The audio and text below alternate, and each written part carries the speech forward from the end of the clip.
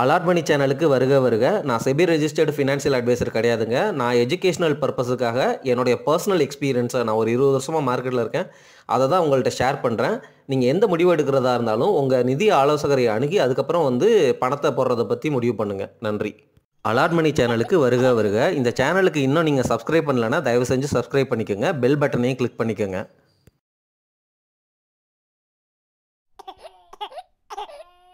இந்தியாவோடைய GDP பற்றி பேசும்பொழுது real GDP, nominal GDP அப்படின்னு சொல்லுவாங்க. நாமினல் ஜிடிபியில் இன்ஃப்ளேஷனையும் சேர்த்து சொல்லுவாங்க. இன்ஃப்ளேஷனை சேர்க்காமல் சொல்கிறது தான் ரியல் ஜிடிபி. இந்த ரியல் ஜிடிபி அப்படிங்கிறது இந்த ஃபினான்ஷியல் இயர் 24 to 25, அதாவது 1 மார்ச் 2024 இருந்து 31 மார்ச் 2025 வரைக்கும் இருக்கிற இந்த பீரியடில் 6.4% ரியல் ஜிடிபி வரும் அப்படின்னு அனௌன்ஸ் பண்ணியிருக்கிறாங்க. இப்போது இது ஆர்பிஐ சொன்ன 6.6% அப்படிங்கிறத விட கம்மி. ஆனால் கம்பேர்ட் டு லாஸ்ட் இயர், போன வருஷம் பார்த்தீங்கன்னா 8.2% நம்மளுடைய ஜிடிபி இருந்திருக்கு. அது 6.4% இந்த வருஷம் குறைஞ்சிருக்கு அப்படிங்கிறத புரிஞ்சுக்கோங்க. இதிலேருந்து நம்ம என்ன தெரிஞ்சுக்கணும் அப்படின்னா, இந்த எக்கானமிக் ஸ்லோடவுனால் நிறையா செக்டர்ஸ் க்ரோத்தை ஸ்லோவாக தான் காட்டுவாங்க.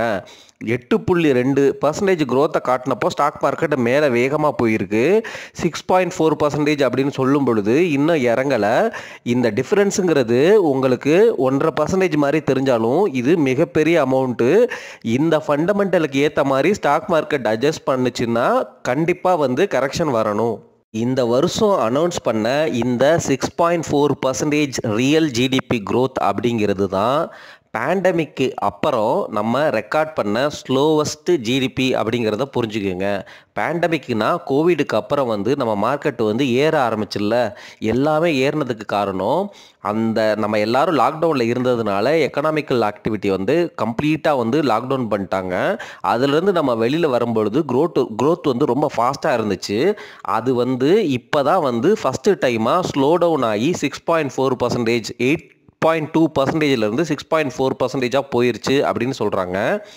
ஆனாலும் இந்த 6.4%ல் யார் க்ரோத் காட்டினா, எந்த செக்டர் க்ரோத் காட்டுச்சு அப்படின்னு கேட்டிங்கன்னா அக்ரிகல்ச்சர் செக்டர் தான் போன வருஷம் 1.4% தான் க்ரோத் ஆகியிருந்தாங்க. இந்த வருஷம் 3.8%, விச் மீன்ஸ் அக்ரிகல்ச்சர் செக்டர் இந்த வருஷம் நல்லா பண்ணியிருக்கிறாங்க.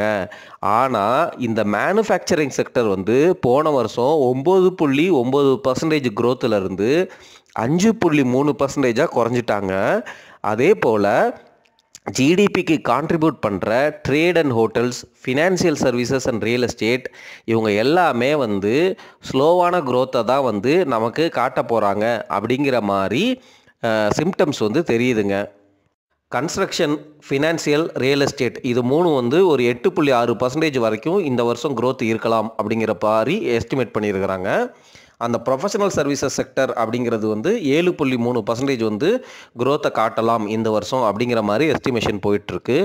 ஓவராலாக நமக்கு 6.4% அப்படிங்கிறது தான் real GDP for this year அப்படிங்கிறது தான் இப்போ இருக்கிற எஸ்டிமேஷன். இது 0.2% கம்மி. போன குவார்ட்டரில் ஆர்பிஐ 6.6% இருக்குன்னு சொன்னாங்க. அது 0.2% கம்மியாக தான் இப்போது எஸ்டிமேட் பண்ணியிருக்கிறாங்க.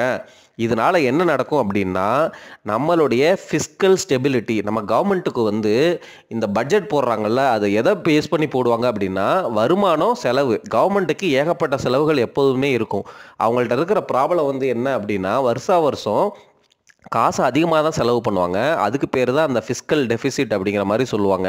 அதாவது என்னென்னா, உங்களுக்கு வருமானம் கம்மி ஆனால் செலவு அதிகமாக பண்ணுறீங்க. இது ரொம்ப வருமானத்துக்கு வரவுக்கு அதிகமாக செலவு பண்ணுறீங்க அப்படின்னா அந்த ஃபிஸ்கல் டெஃபிசிட்டில் காட்டும். அது நம்மளுடைய எக்கானமி, கண்ட்ரியை இம்பேக்ட் பண்ணி ஸ்டாக் மார்க்கெட்டையும் கிராஷ் பண்ண வைக்கும். அதனால தான் இந்த மாதிரி க்ரோத் ரேட்டு கம்மியாகிறப்போ கவர்மெண்ட்னால நிறையா ஸ்பெண்ட் பண்ண முடியாது அப்படிங்கிறது தான். அதனால் அவங்க அந்த ஃபிஸ்கல் டெஃபிசிட் வரவு கம்மியாக இருக்கும்போது செலவு அதிகமாக பண்ணக்கூடாது அப்படிங்கிற கான்சியஸ் டெசிஷனுக்கு அவங்க வந்து போவாங்க.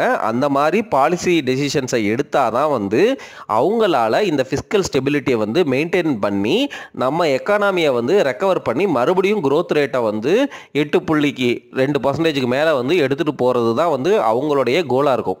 நான் சொல்கிறது புரியுதுங்களா? அதாவது ஜிடிபி குறைஞ்சி போச்சு அப்படின்னா கவர்மெண்ட்னால வந்து நிறையா ஸ்பெண்ட் பண்ண முடியாது. ஏன்னா அவங்களுக்கு வந்து கடன் வந்து அந்த ஃபிஸ்கல் டெஃபிசிட்ங்கிற கடன் வந்து அதிகமாகிரும். அப்போ என்ன பண்ணுவாங்க அப்படின்னா இந்த கவர்மெண்ட் ஸ்பெண்டிச்சர், அதாவது அவங்க வந்து செலவுகளை பண்ணுவாங்கள்ல, அதை குறைச்சி நம்ம எக்கானமியை வந்து ரெக்கவர் பண்ணணும். அதுக்கு என்ன பாலிசி வந்து மேக் பண்ணலாம், அந்த மாதிரி தான் வந்து கவர்மெண்ட் யோசிக்கும். இப்போ நம்ம நாட்டுக்கு இந்த ஃபிஸ்கல் ஸ்டெபிலிட்டி அப்படிங்கிறது ரொம்ப ரொம்ப இம்பார்ட்டண்ட். ஏன் அப்படின்னா நீங்கள் ஃபிஸ்கல் டெஃபிசிட் அப்படிங்கிறது வந்து நீங்கள் வச்சிருக்கிற கடன், சரிங்களா? கண்ட்ரியாக ஒரு கடன் வச்சுருக்கிறீங்க. அந்த கடன் வந்து ஒரு கண்ட்ரோலை மீறி போகுதுன்னு வச்சுக்கோங்க. உங்களோட ஜிடிபியே வெறும் 6.4% தான் குரோ ஆகுது. ஆனால் நீங்கள் 10% ஜிடிபி வளர்ந்த மாதிரி நினச்சிட்டு காசை ஸ்பெண்ட் பண்ணலாம், புரியுதுங்களா? இந்தியன் கரன்சி அடித்து பிரிண்ட் பண்ணலாம். ஆனால் ஒரு கண்ட்ரியாக உங்களுக்கு கண்ட்ரோல் போயிடும்.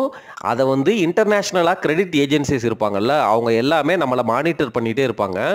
அவங்க நம்ம கண்ட்ரியோடைய ரேட்டிங்னு ஒன்று இருக்கும். எப்படி வந்து நம்ம ஒரு பாண்ட் வாங்கும்போது ஜங்க் பாண்டை வாங்க மாட்டோமோ, அதே மாதிரி அந்த கம்பெனி நல்லா பெர்ஃபார்ம் பண்ணலை, அவங்களுடைய ரிசர்வ்ஸ் குறையுது அல்லது கடன் அதிகமாக வாங்குறாங்க, இந்த மாதிரி சிம்டம்ஸ்லாம் வந்து ஒரு கம்பெனி கார்ப்பரேட்டுக்கு தெரிஞ்சுன்னா, கார்ப்பரேட்டை பற்றி தெரிஞ்சிச்சுன்னா இந்த கிரெடிட் ஏஜென்சிஸ் வந்து என்ன பண்ணுவாங்க, அந்த பாண்டோடைய அல்லது அந்த கம்பெனியோடைய ரேட்டிங்கை வந்து டவுன்கிரேட் பண்ணுவாங்க. இப்படி டவுன்கிரேட் பண்ணால் யாராவது போய் முதலீடு பண்ணுவாங்களா? பண்ண மாட்டாங்க.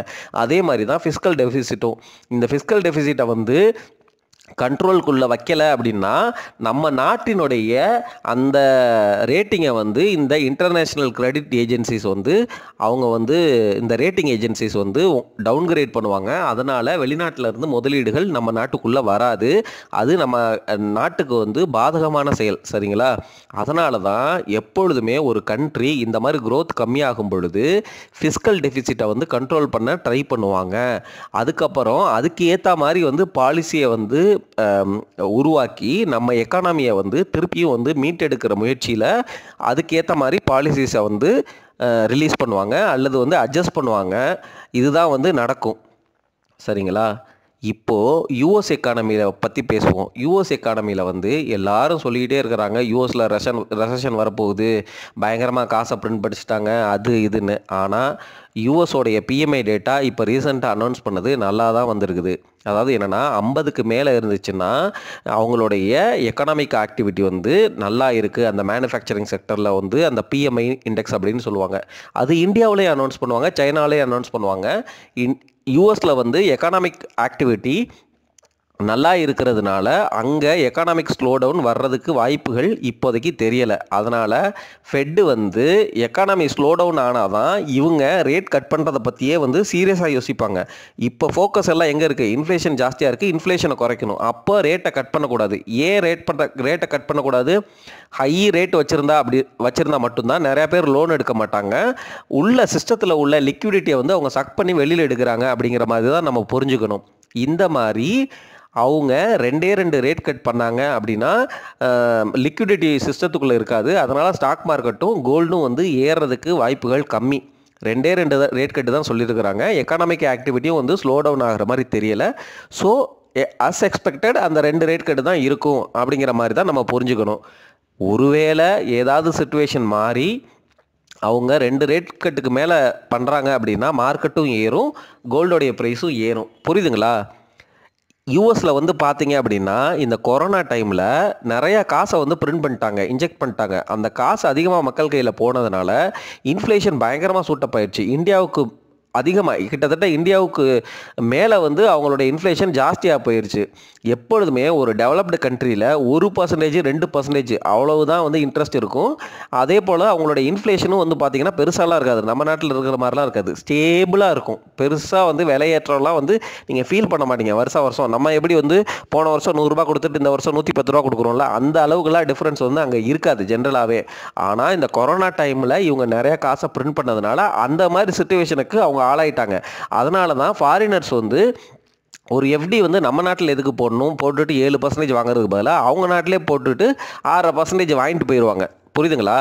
அதனால தான் அந்த டெவலப்டு கண்ட்ரி ரேட் கட் பண்ணி இன்ஃப்ளேஷனை வந்து ஒரு 3% கீழே கொண்டு வந்து பழைய மாதிரி கொண்டு வர்றதுக்கு இன்னும் ஃபியூ இயர்ஸாக தான் ஆகும் அப்படிங்கிறது தான் வந்து கணிப்பு. அந்த கணிப்பு பிரகாரம் கரெக்டாக தான் போயிட்டுருக்காங்க. ஏன்னா அவங்க எக்கானமி வந்து ஸ்லோ டவுன் ஆகலை அப்படிங்கிறது தான் நமக்கு வர்ற நியூஸ்.